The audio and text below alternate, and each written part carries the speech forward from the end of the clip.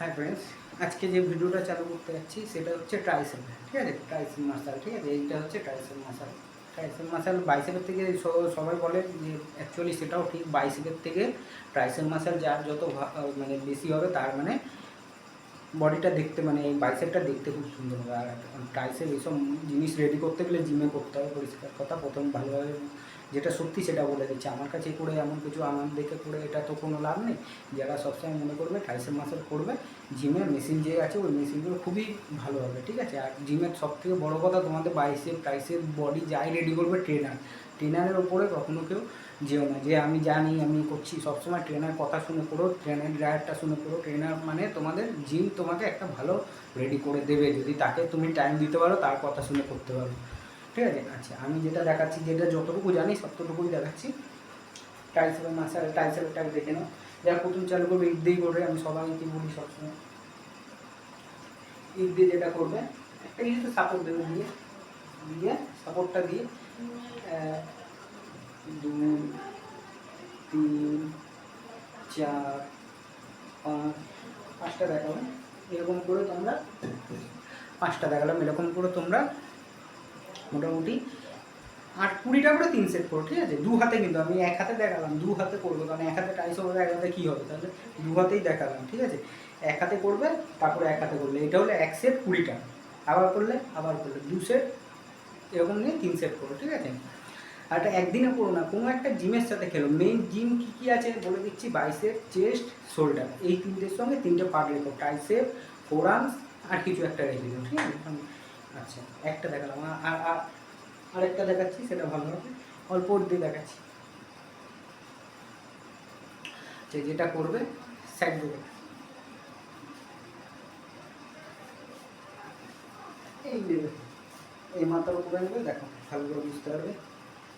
দেখো, দেখে না ভালো, এই ধরবে। ঠিক আছে, এই সবসময় ধরে এই মাথার পাশে নিয়ে 1 2 3 এরকম করে তোমরা মোটামুটি এটা 15-20টা করে সেট করো।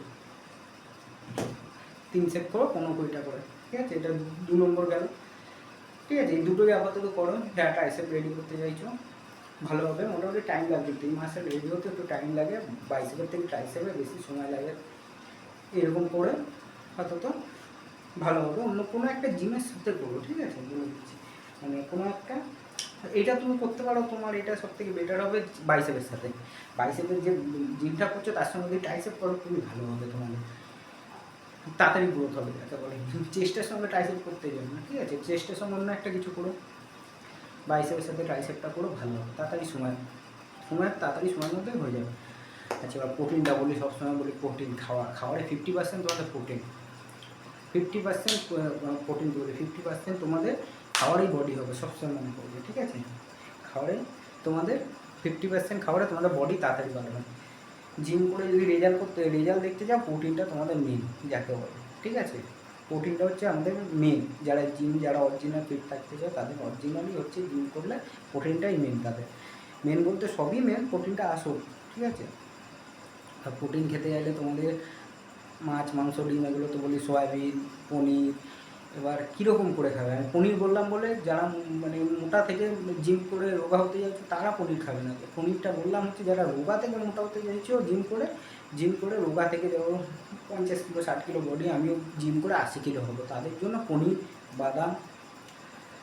ঠিক আছে, পনির আছে, বাদাম আছে, তারপরে আরও কিছু খাবার আছে, এগুলো খাবে।